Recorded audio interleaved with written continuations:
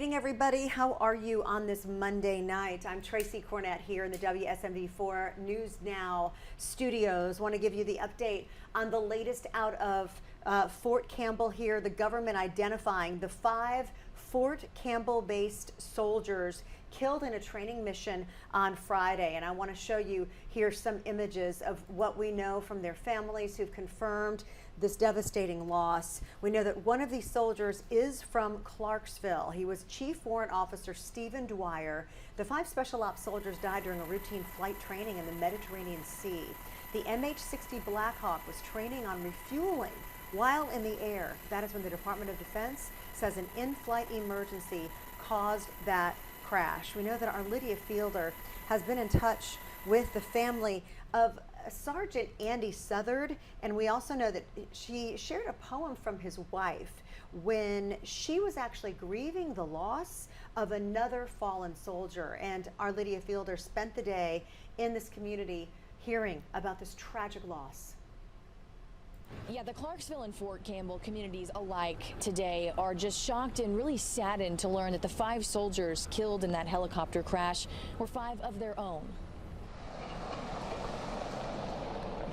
Retired Army pilot and Vietnam veteran Bob Mitchell says the 160th Special Ops Aviation Regiment, based in Fort Campbell, only accepts the best of the best. That's like our Army equivalent of being a Navy SEAL. When you're in that group of people, you are an excellent company. 5 soldiers out of that esteemed group died on Veterans Day. Their Black Hawk was training on refueling while in the air. That's when the Department of Defense says an in-flight emergency caused the crash. Things happen quickly, and sometimes faster than you can react to them.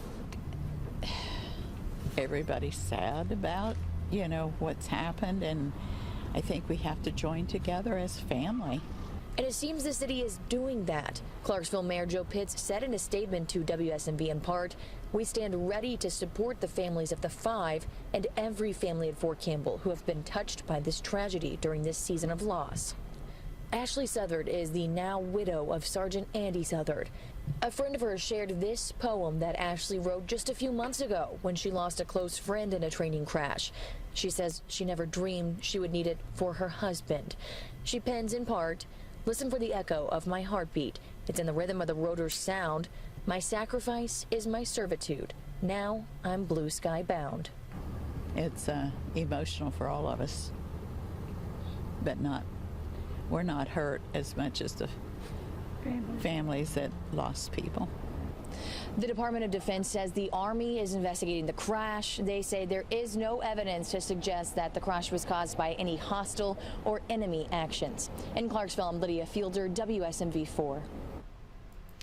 Lydia Fielder reporting there. We'll have the very latest on this story, as well as your rest of the day's news and, of course, your weather. We do know that we're getting a little bit of rain here, along with the dip in temperatures here toward the end of the week.